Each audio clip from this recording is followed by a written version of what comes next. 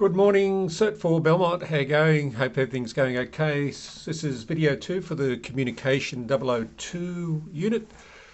So I'll just get straight into it. Just recap from last week in terms of the skills stuff. We were looking at some of those verbal and non-verbal communication strategies, things like good eye contact, body positioning being solar, so sitting openly, leaning forward occasionally, eye contact, nodding, minimal encourages, and being relaxed.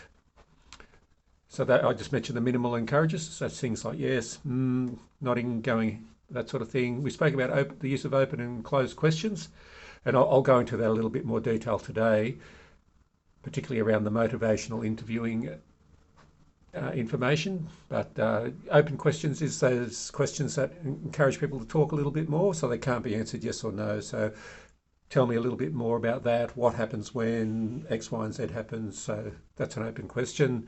The paraphrase is pulling a lot of information that you might have got and putting it back to the person that you're talking to just to check in that you've got their story correctly. So it's not parroting back word for word. It's pulling it in your own words. But just it's about checking, but it's also showing that you're listening.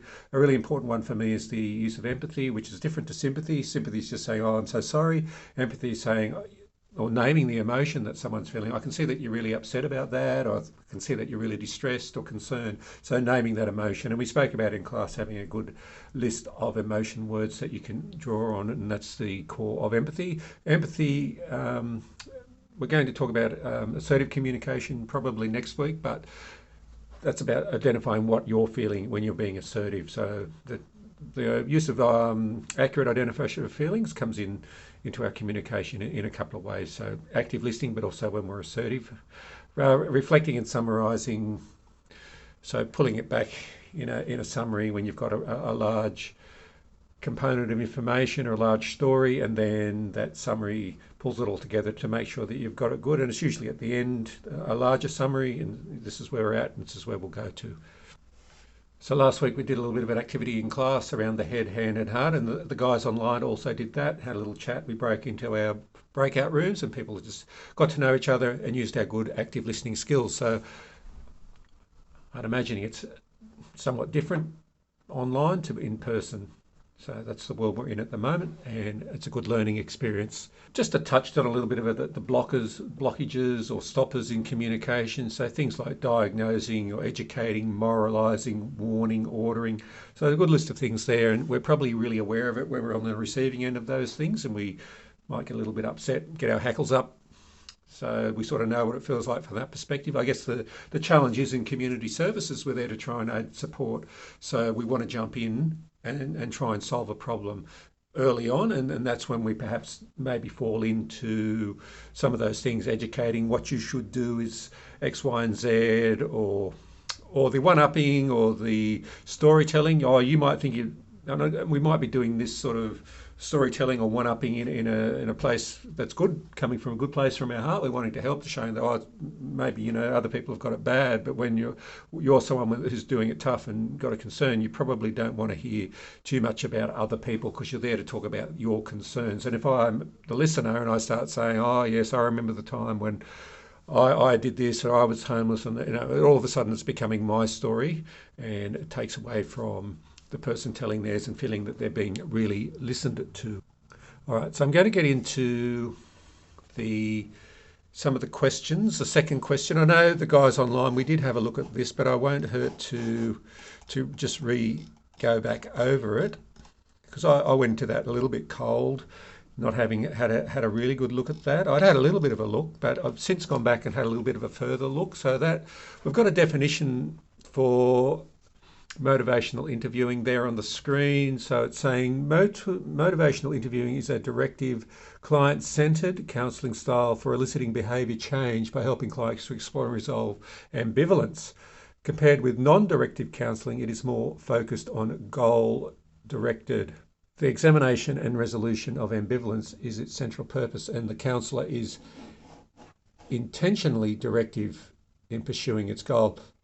I guess for me, and what I think I said online, really motivational interviewing, and it stems from the alcohol and other drugs field primarily, and it's about, I guess to me, using good open questions to help the person explore their thinking. So I've got a good handout, a 2-pager.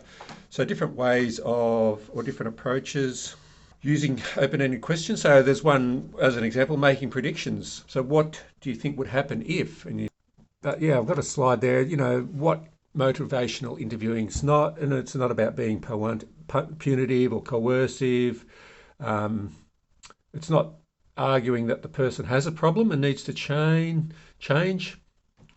It doesn't offer direct advice or prescribes a solution without the person's permission, or without getting the person to come up with their own choice. So I think that's the crux of the motivational interviewing is that, using those good questions that get a person to explore a situation and come up with their own decisions and their own choice. To me, that's what it's all about. I've got a little video here that we might have a look at, and that is from a guy that I believe who was really at the cutting edge of developing motivational interviewing techniques. Fundamentally, motivational interviewing involves a change in role, a change in how you think about what you're doing. You're not the expert there to fix the person. You don't have to make the person change. The truth is, in fact, that you can't make a person change. You don't have to be the one to come up with all the good ideas. A person with really good ideas is sitting across from you and may have better ideas than you do. It's not like a competitive sport. It's not like wrestling where you try to defeat and pin and outsmart and outwit the person. It's more like dancing together, moving together, adjusting your movements to the other person. Overall, motivational interviewing is not a directive approach. Neither is it just a following approach. Following is listening to the person and kind of going wherever they go. Motivational interviewing is in the middle, between those two, and we describe it as guiding. If you go to another country and you hire a guide, you don't expect the guide just to follow you around. That's not what you're looking for. Neither do you expect the guide to order you when you will arrive, when you will leave, what you want to see, what you will enjoy, what you're going to do. That's not a good guide either. Good guiding involves good listening, as well as using your own expertise. A good guide will find out where you want to go, what you're interested in, what you're hoping for on this journey, and then help you get there using his or her own expertise, enjoyably, safely, efficiently perhaps. That's the guide's job. Not solely directing, not solely following. There's some of each in it, but it's a blend of those things. This may or may not be the way you've been thinking about your own work, but we invite you to try it out.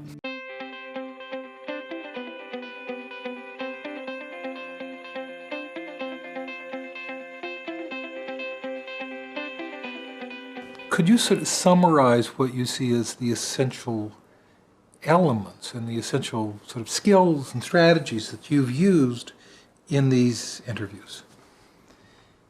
I think the first is really building a collaboration from the get-go, showing you're interested and really listening attentively to the patient, giving 100% of your focus. And then using some well-known motivational interviewing strategies. The basic ones are the open-ended questions, reflecting, affirming them, summarizing. I try to do that quite frequently. And then maybe bringing in one of the techniques like a readiness ruler, the pros and cons, some of these techniques that are so helpful to get people to take a look at their behaviors and where they are right now. So if we listen to that, and I guess this is where I'm just revisiting this, particularly for the guys online, the definition that the provided answers say that motivational interviewing is a counselling approach. It is directive. Well, we just heard the guy there say that it's not directive and it's not following. It's really in the middle. So I guess that to me shows some of the times, you can get different definitions from different sources, and it's about checking your sources and double checking sometimes. But that at the same time, I don't really want to get bogged down on definitions exactly. But if we have a good broad understanding of some of these different approaches, I think that's a good place to be. So for me, in a real summary nutshell, the motivation interviewing for me is about using those good open questions, a range of open questions that do perhaps challenge people, but get them to come up to their own decision by exploring a topic or an issue or what's going on for them really in detail and from lots of different perspectives. But they're the expert. They're not there to be belted into shape or change because they're inherently wrong or bad. The next one I've come up here is the coercive approach, saying it's a forceful approach and it's intimidating and focused on making a person undertake a behaviour change. And whether that suits the person or not, the coercive approach is saying you've got to change.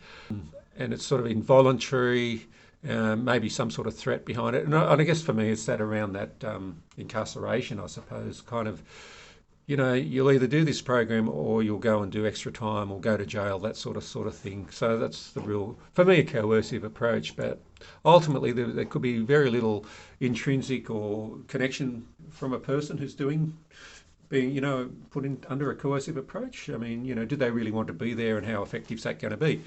Collaboration is one of the definitions that we have there, and to me, simple. It's in the word. It's about working together, but I think the context that it's been used here is not just individuals working together, organisations working together, and that's going to be really important when we get into our role play for this part of the assessment, the skills assessment, assessment 2. It's about a role play of a meeting where different parties, different points of view, and someone's got some concerns, feeling that they're not being treated fairly, I guess, in a nutshell. So collaboration is when everyone comes together, they feel comfortable to work together, they're more willing to share their ideas because they're feeling accepted and listened to.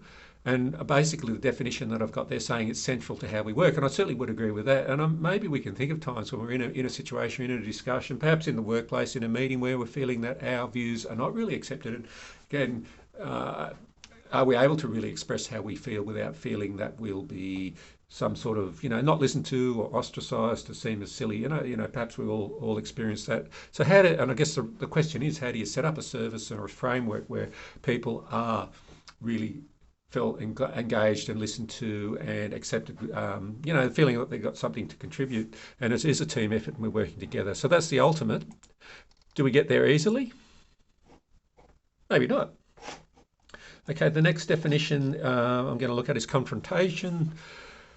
Seen as a communication technique used to encourage a person to take ownership of their behaviour. And certainly when I was talking to the guys online, confrontation around that idea when someone hasn't sort of changed, they're stuck, their behaviours, you can see that they're perhaps not being honest with themselves. And it's about, trying to get them to look at themselves a little bit more deeply, I guess. And, are they really being honest? The definition that we've got on the assessment document is saying that it might seem unfair and abrupt. I've just made that point about it might be useful if people are lying and, trying to justify their behaviour. And, that might be a good example where it might be used again when someone's not being particularly honest about, what's going on for them. I wanted to look a little bit further into confrontation because, and I sort of said this when I was talking to the guys online, it's not something I'd probably jump into. And my little bit of extra research, and I guess for me, it's about that little bit of extra research sometimes because, you just don't always go with the first source or the first definition. And I guess I'll make the point that people who've created these assessments, do I always agree 100% with what they've come up with? Probably not, to be honest. So I can't just say I disagree necessarily. I've got to go and do a little extra research. So confrontation, what I've come from, I've put the source down there, but it's saying it's appropriate to use when you've got a good relationship and you've already developed your good rapport. Just the client's best interest to deal with the issue, so you can see that it's really getting in the way. So their continued patterns are causing difficult situations, whether it's whatever that behaviour might be. The client's got to appear ready, I guess, and And I guess there's a gap. The client saying, I want to get to somewhere. I want to, I want to not use alcohol and drugs so much, or I want to be respectful in my relationship. So they're saying that, but the behaviour isn't happening. So that's when a degree of respectful confrontation, I'll call it, it might be necessary just to try and get someone to really examine their behaviour. So this is what I reckon is good info too, but it's not. A confrontation doesn't mean that you use an accusationary or adversarial. So being coming in pretty aggressive. I don't think it's about that. Or it's perhaps the use of assertive language is very useful when we'll get to assertive language. But essentially, assertive language, as I said earlier in this video, was about people earning where they're at. So if I was working with someone and I might say, I'm really concerned. So there's that, starting with how I'm feeling. When you're being assertive, I'm concerned that when you say that you're going to be very respectful in your relationship with your partner, but then you're telling me that you're swearing at them or sulking or not talking. So you're saying you want to be respectful, but what I'm seeing is that you're not. So I'd prefer that you be a bit more honest. Do you really want to be respectful? Not so good if the client's already agitated. Maybe that's not the best time. You don't want to be a combative or a put down or feel like it's a judgment. And I've got this little diagram, when it might be good, sort of what I've just said, but, get through some when it's maybe inappropriate, which I've just pointed out, but certainly might be helpful. I like those 2 points top right there, encourage self-exploration or problem solving. Sometimes if people are stuck, maybe a bit of confrontation is useful. But again, you don't want to be about putting people down. All right, we move to the person-centered practices is one of our definitions. So for me, a lot of this info I've drawn, I think from, well, certainly the Aspire Learner Guide for this unit, I've referenced that, and I had a good read of the Life Without Barriers information on person-centered practice, and Life Without Barriers specialises in particular about working with the people with disability. And, I guess that's working in that disability space, that person-centered approach is at the core of it, I would argue, in many cases, or with many services. It means that the individual's at the centre of all the decisions that relate to their life. And it's about looking and working with the person's strengths, not seeing them as useless or hopeless or a problem, but they have strengths. Everyone has strengths. And that's central in that discussion and the planning. And people receiving support are part of part in selecting the services they want. And I guess in a sense, the NDIS kind of comes from that philosophy. All right, we might have a look at a role play situation. In fact, what I might do, let's have a look at the basic active listening skills in a sense. I don't know if it's basic, but I'll just go through. This is a TAFE video that's been put out, and let's just have a look at that, how those skills are used, whether you see this before or after this little activity. I'm not quite sure at this point, but let's have a look at using your good active listening, verbal, non-verbal, open and closed questions, empathy, building rapport, paraphrasing, all those sorts of things. Then what I would like to have a go at is, can we practice, whether some of these approaches, the motivational interviewing, coercive, collaboration, confrontation, person-centered, could we have a practice at one or more of those in our role plays?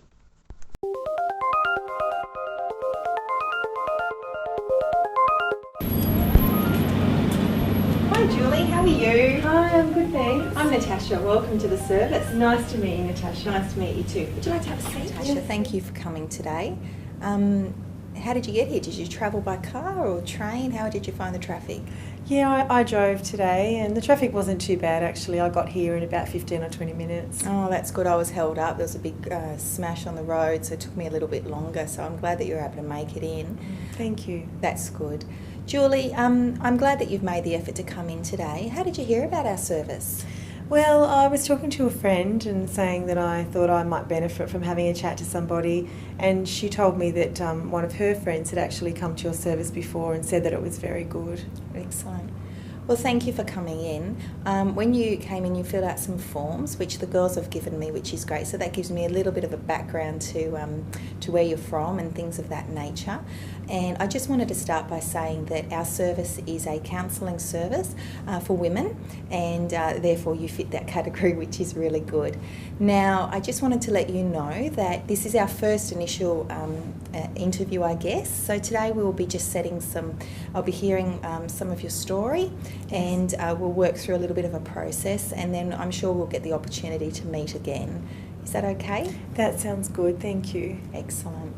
Now, within the pack that I've given you, or the girls at the front have given you, Julie, there is some information on how we keep your privacy and confidentiality. So I just wanted to clarify that before we go into our session today.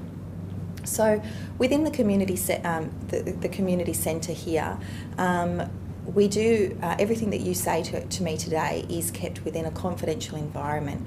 However, I am a mandatory reporter, which means that if you tell me something that I feel that you may be at risk, or you may be at risk of harm to yourself or hurting someone else, if you have children, if they may be at risk, or if you're participating in illegal activity, I am a mandatory reporter and I will need to let somebody know about that so that we can try to get you some help and assistance in dealing with that particular situation. Is that okay? Yes, that's fine, I understand. Thank you. Excellent. So Julie, let's just start by what has brought you here today? Well, my husband and I have been fighting on and off the last couple of months, and I'm just noticing that we can't seem to come to any agreement lately. I'm losing sleep, I'm feeling exhausted, and I'm at a point where I feel like I might like to leave the marriage. Okay, how long have you been married for? We've been together for 8 years. Oh, wow, okay. That's a decent amount of time. Okay. Yeah. And do you have any children? Yes, we have 3 children. I have 2 little ones that are under 5, and we have a 7-year-old who's at school. Okay, so you must be kept busy then. I'm always very busy. There's just always so much to do, and I'm really feeling very tired. Okay. And the children today, whereabouts, who's looking after them today for you? Well, my 2 younger children today are being cared for by my mum, and my oldest one is at school today. Excellent. And where's your husband today? He's gone to work. Okay, that's good. So it seems as if you're at a point in your marriage where you're feeling as if the marriage has changed a little bit in its focus, and you're kind of a little bit worried about what the future holds for yourself and your husband. I am. I feel now that that I can't come to any solution with the problems, and he's been drinking a lot, and he always enjoyed a social drink when we first got married, but I'm noticing now that he's drinking more and more. He seems to be drinking most days of the week, and when he does drink, he's very, very difficult to talk to. So the alcohol seems to be a problem. Do you think that might be relating to the change in behaviour that you mentioned earlier? Yes, I do. I think that the drinking has definitely changed his behaviour significantly, and he's very unreasonable, and he has a very short fuse. He's very, very easy to make angry over the smallest of things. Okay, so that must be difficult for you and the children. Have you noticed if the children have picked up on the change in his behaviour? Well, he does have a very good relationship with the children, and he actively participates in their daily lives, and the children haven't mentioned anything to me, and they don't seem to have changed their behaviour in any way. The arguments don't tend to happen in front of the children either. Okay. Are the arguments something that, is it over more trivial things, or does it sort of, are there big key things that you're kind of arguing with him about? Well, the arguments can start over something small. It can be just a simple argument over a task in the house. That can escalate into an argument about his family, or about my mother, or about money issues, and it just seems to escalate out of control. Okay. So, Julie, have you, in terms of his drinking, I'm kind of just trying to ascertain maybe what has developed in your marriage that's taken you to the point that potentially, you've come to see me today. And it appears as if the drinking is really the focus of perhaps your feeling of wanting to disconnect from the marriage and feeling isolated within the marriage. Would that be right? That's true. That's right. I think the drinking is my main issue with his behaviour, and I think the drinking is greatly contributing to the way that he's behaving towards me. Okay. Have you spoken to him about this? I have. I've tried to talk to him about the drinking a couple of times, and he just gets very, very defensive with me. Potentially he's not acknowledging then that he may have a drinking problem. That's true. That's correct, yes. Okay. I can understand that this must be difficult for you, Julie, and I'm pleased that you've come here today to try to, work through some of these issues. Now, Julie, in terms of, I guess, your commitment to the marriage, in terms of where you want the marriage kind of to go, do you think that you have a strong base that you can potentially, if we were able to help your husband with the drinking side of things, that your marriage itself might be strong enough to overcome and to move forward in the relationship? Or tell me a little bit about what your thoughts are with that. Well, I'm hopeful that we could resolve the issues that we're having, and although at the moment I feel like I need a break away from him, if he was able to get the support that he needed and we were able to get the support together, I think that I would be willing to give the marriage an opportunity to continue and to resolve our issues. Okay. Julie, in terms of your own support, you mentioned your mum's looking after the children today. Would you consider yourself to have friends and family that have you spoken to anyone else about this issue? Well, I have. I spoke to my girlfriend who recommended your service, and she's a very good support to me and to the children.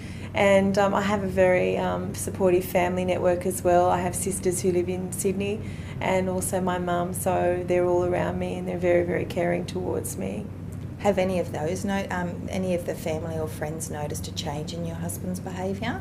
Yes, I have. Actually, recently we had a social function and my brother did comment to me on how much alcohol my husband consumed at this social event. Okay. So this is impacting on you as well as the extended family as well. Well, it's really good to hear that you do have a support network outside of this room, I guess, which is really, really good, and that it's great that you've got that, and I'd encourage you to use your mum and your family and friends, as a gentle ear to listen to help you support yourself and the children through this phase or this stage in your relationship with your husband. So, Julie, I'm just trying to think about potentially, just to recap, so you're saying that your relationship with your husband has changed from what it was. You've been with him for about 8 years and you have got 3 children.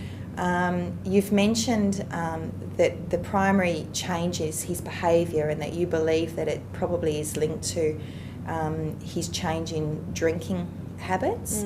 That's right. And from what I understand, you've expressed that you would be happy to potentially work with him to resolve or seek help for him in relation to his drinking habits. How do you, would that be right in what I've said there? Yes, that's right. That's correct. I would be happy to work on things if he was willing to do that as well. Not knowing your husband, I guess I would probably need to ask you, do you think that your husband would be receptive to maybe some marriage counselling or going to see somebody about his drinking? Is he the type of person that might be receptive to that? Or I think he would. I think if I was able to approach him when he was calm and relaxed, I think that yes, he probably would be receptive to that. Okay. That's positive. That's really good, because some people that I meet, the answer to that would be quite different. So I think that's really positive for you, Julie. I think what we probably need to look at now is maybe continuing this relationship between you and I. So I'd love to see you again and meet up with you again But also too, I think we probably need to explore that avenue of either getting you some marriage counselling or something along those lines, as well as seeing whether or not your husband might be interested in looking at some services to help him with his drinking issues that he has. So if it's okay by you, what we might do from here is organise for us to meet again. What time is best for you? Around this time is a good time for me, and any Thursday or Friday during the day is good. Okay, so what we'll do is we'll organise maybe for this time next week, and we'll meet again. But in the meantime, I think we probably need to put you in contact with the relationships counsellor. And we'll try to get that side of things going, and as a result of that, we'll be able to work out how receptive your husband is of potentially seeking some help for him as well. I would like to just say that you mentioned that you probably would like to escape a little bit from it at the moment, so perhaps I might be able to give you some advice or some information on, you know, some things that you might be able to do to take yourself away from that situation if you feel as if, you know, it's a little bit too much. Maybe you might like to tap into your mum or your family and friends as well if you don't feel comfortable using some of the other services in the area. How do you feel about that? Well, that would be good. I'd appreciate that. Thank you. Okay. Well, thank you, Julie, for taking the time. I'm really happy that you were able to come in today, and I look forward to going on this journey with you. It's not a solution. We can't, you know, fix everything here today. It will be a process. And but, you know, hopefully together, you know, we can see a really positive outcome for you and your family.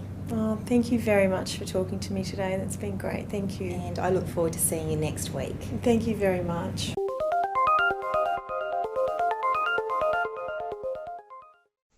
A little slide there from Brene Brown. She comes up with some good stuff, and I remember showing this showed this slide last semester. Someone said, yeah, they're familiar with Brene, but what she's saying there around empathy, and I've sort of mentioned empathy a few times, but in order to empathise with someone's experience, you must be willing to believe them as they see it and not how you imagine their experience to be.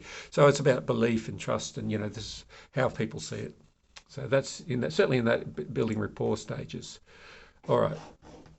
So if we're just going back to the multiple choice, jumping around a little, I suppose, question 3 in the multiple choice looks a little bit about written correspondence protocols and style guides in organisations. So what's that all about?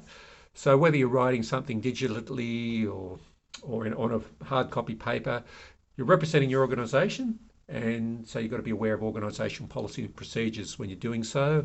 So the organisation will set out guidelines for, you know, how you format letters, emails, and the etiquette, the language you use, the signing on, the signing off. Maybe there's promotional stuff that you've got to develop, flyers, posters, things like that. Someone in the organisation might need to check that. What about where forms are kept? And there might be protocols about how they're stored and filed. And who has the authority to sign particular documents? Now the next question, then we have a look at some cultural protocols in one of the questions. So I've got a slide on the cultural stuff, being positive in our interactions, being mindful of someone's previous experiences, traumas, things like that. Helpful with forms if they're complicated. English might be a second, third language. Make sure you use someone's name. Being mindful of any biases or prejudices that may be out there, and use positive language, person first language. Include everyone if you're working with people with diverse backgrounds. Don't leave people out based on perhaps the communication might be poor. Normal voice, don't shouting or talking to someone like a child doesn't help, and be mindful of assumptions, which I've just said that. You know, you might have heard those stereotypes, which aren't necessarily helpful either. Protocols, cross-cultural communication, so being respectful and listening, so all that active listening stuff is really important. Being adaptable and flexible could come in handy. Celebrate difference, and using simple, clear questions, and using interpreters, and the policies and procedures should outline those sorts of protocols in a service. But there's a translating and interpreting service, TIS National, can be accessed. There's a number 131450. It can be booked. Some of those questions are around sharing too much info. So it's not about sharing info to the service, but it's making sure that the person that is that you're working with, the client, is understanding what's going on. There's a question 6, non-verbal communication cues. Choose 2. So there's facial expressions, which would be non-verbal. Using feedback, that would be verbal. Mirroring a client would be a technique, usually that would be done verbally. So that leaves hairstyles and colour. So I'm just going to talk about that briefly, but if we're selecting 2, I was at a little bit of a loss in terms beyond facial and hairstyles and colour. Is that a non-verbal communication cue? It's probably open for discussion that we could have in class or online. I guess we could pick up some things from somebody's hairstyle and colour, perhaps. Some people may have hair, some people mightn't have hair. It struck me as a little bit of a strange one, but I'm certainly open to some sort of discussion and perhaps, explore that one a little bit further. There's a question around group processes and dynamics. Haven't really got to that. Access and interpreters we've just looked at briefly. I'll just talk briefly about professional boundaries. So we're there to support people, but not be a friend. And so things like developing personal attachments and feelings and giving someone more attention, phoning, texting clients out of work, getting gifts from clients or inappropriate physical contact kind of goes without saying, but it's there. Okay. So I'm going to leave it there.